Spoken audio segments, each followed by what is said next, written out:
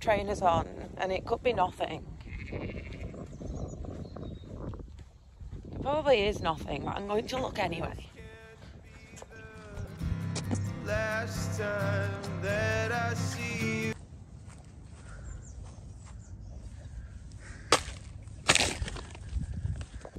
Never said I wasn't neurotic. Helicopter, helicopter guys, helicopter.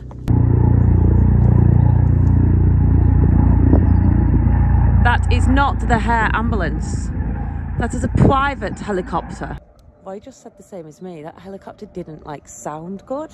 I think it was a cheap helicopter, to be fair. They've obviously not got a lot of money. I judge people on what helicopter they drive. Sheep love helicopters. Are you ready? Watch this.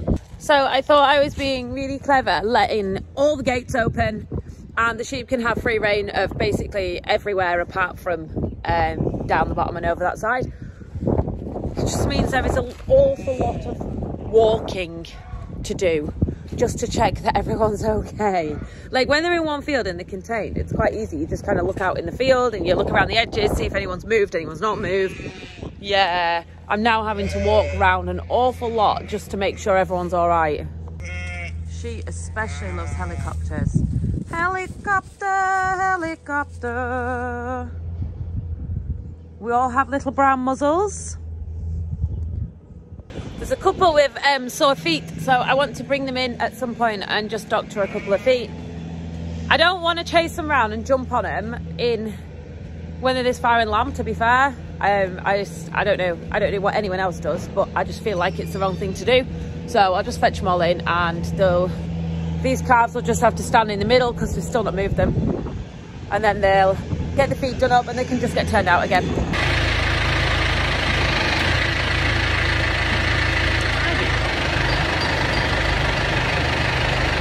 As of this morning, I have 14,000 people following me on YouTube. But yeah, I've had a fair few comments from people asking me how to start a YouTube, which is just crazy. I think my advice would be, truly, if you want to start a YouTube, do it for the right reasons. I am already mucking out. I am already feeding cows. I am already running around after sheep. All I'm doing is video in the process. I am not making content to put out to you. I'm just videoing what I'm already doing. And I think that's the key to social media in general. Don't make the content. It comes across forced and rubbish. If you are just doing it anyway, that's what people want to see. So anyone who said, can I start a YouTube? I had a message this morning. I was having a conversation with somebody who's going to have a go at starting a YouTube, farming. You know, how do you get the confidence? It's your phone. You're talking to your phone. Like, I very much detach my phone screen from the people behind it, which is probably why I get away with being so silly without feeling stupid. It works. And have confidence as well.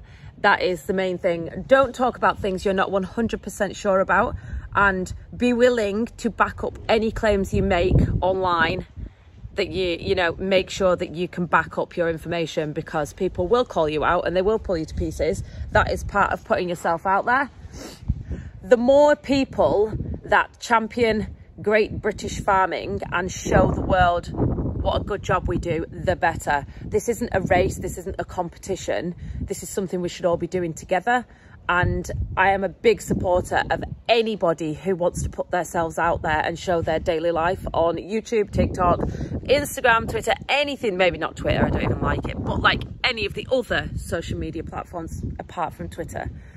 I'm farming for them. There's a limit, isn't there? Really, let's be honest. How do you start a YouTube? Well, you start videoing. Have no shame. That's my main thing. I make an absolute twit, should we call it, of myself daily, and I don't mind. I think when you think you're doing the right things anyway, we look after our animals to the best of our ability. We're fairly confident that we are good people, we are good farmers.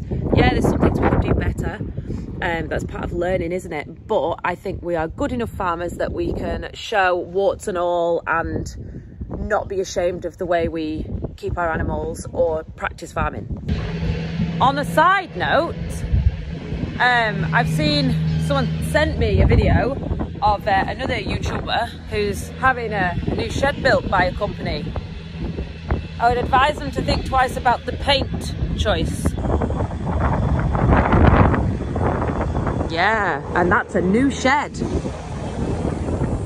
It's just looking at the shed and realised we've got a baby girl out on the building site. Go on, little lady, down there. Oi. Now go on that way. Go that way. The gate's wide open. There we go. Well done. Oh, that was a drama for the day, wasn't it? So since I started it, I might as well carry on. Talk about the shed. Someone did say the other day, can you get back to talking about your shed? I'll get back to talking about the shed. When the land dries up, we will get back to fencing as well. So this shed here, let me get a bit further away than you can see it, is 150 foot long and 100 foot wide. It is for 2 robots, 120 jerseys, a grazeway, and then, so the reason why the shed is unfinished, it was put up in 2020, hence my disappointment with the rust all over, like literally everywhere, to be fair. Now, I know it looks a little bit silly to a lot of people, especially when you can see it from the road, an unfinished shed with loads of just wood and bits in it, but it was better up than it was lying on the floor. Here on the front, Roy wants it larch clad, like the front of that one there, and then halfway down, we want it like Eternit do some black cladding, and I think that looks really cool. So we'll maybe try and black clad it to about here and then larch board it here. I know it sounds a little bit crazy, but I've seen it done and it looks really smart. Those panels are not staying there. It was just when we were putting it up, we said leave them on the floor, and Walt, our builder, said absolutely not. They will get broken if they're left lying around. I'll put them in even if they are to lift out, it doesn't matter. So they are just there. Just so they don't get broken, basically. So the grazeway is going here, and the cows will obviously be able to come out and in. There is right here on this corner, there is a little tank room for the bulk tank, because obviously you want your dairy tanker to come in, stay clean. We're going to try and make it as well so that the cows aren't walking across that way, so he doesn't have to drive through like obviously a bit of puddle and stuff, because they inevitably make a bit of a mess. The sweeper will probably come into action a lot more than it does currently. Cows will be able to access literally 360 degrees round the farm, which is why it was perfect for a grazeway. We're going for 2 Lely robots. They are Lely Astronaut 5s, I think, something like that. Royal, correct me if I'm wrong. We've gone for all the snazzy options that you could get, apart from milk recording. I'd love to know what people think, what you would go for, what you wouldn't go for, or what you've found or heard that doesn't work, because it's something we're very new to. And obviously research has been done extensively on our part, but it's good to always hear other people's opinions on the subject.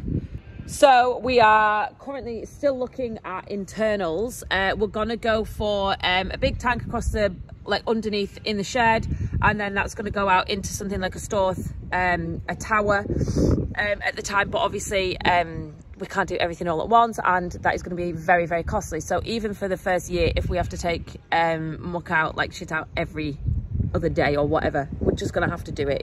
It's a sacrifice we're going to have to make. So we have had Mayo mattresses out to look at kitting the shed out. For us, I know we do have a lot of IE equipment. You will have seen it lying around, the crushers and everything like that. I just think the metal cubicles now, they just look so, I don't know, industrial and big and thick, and there's just something outdated about them maybe. So I don't know. So on the outside, we're going to put a trough down this end. There will be a trough running down here on this side for a feed star system. And I saw that idea and thought, my God, that's perfect for our shed. So I got in touch with the company, and but yeah, back to where we started. Look at that. This hasn't been hit, it hasn't been touched, obviously. And it just, Like Roy said, I don't really see, you know, he said the legs just need painting again. No, I disagree.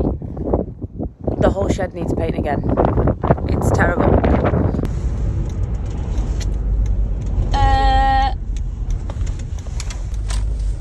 What? Oi! Oh, they're naughty! Oh, that's not even funny. That is not even funny. Not even funny. Seriously. This is naughty. They've broken down the fence. I wouldn't mind. They've got 2 fields. In this situation, the correct thing to do is to swear an awful lot and get a... Oh, they're naughty and they're happy about what they've done. Roy's very cross. So from an educational point of view, I suppose I should add something about why we don't want this to happen. So when you wrap a bale, it is airtight. You are essentially pickling it and it keeps everything in. When the moisture gets in, it allows the air to get in, which then starts deteriorating the crop inside the wrap. We do not need holes in these. There's not many, but we still don't need holes in these. It's not ideal. So we're very, very cross about it, actually.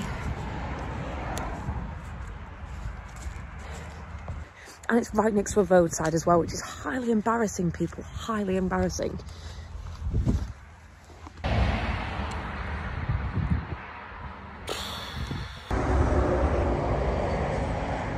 We're not speaking, you... Baby Case on a road trip. Oh, he's coming here. Oh my God, he nearly got killed. That was dangerous. It can't be true. I've run out. So, whoa! I have a piece of metal that you've seen me use to knock that open. Guess where it is? How? How? Why? This is just my day. Dirty. You that worked. Okay. This trailer has had some abuse over the years. Like, it's been so handy. There's a ram seal here that's worked.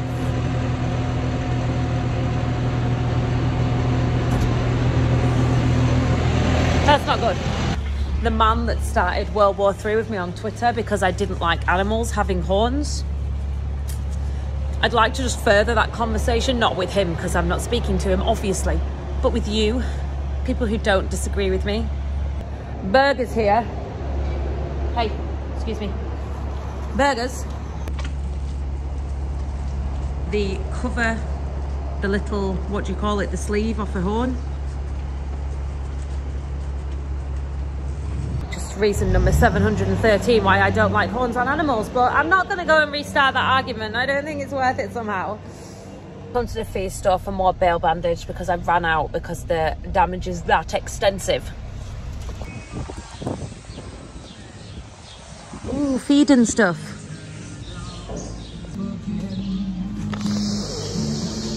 And a half. So thank you very much once again for watching. Rufus has got something he'd like to say. Don't forget to like and subscribe and share all the videos that we will. What he said. See you tomorrow.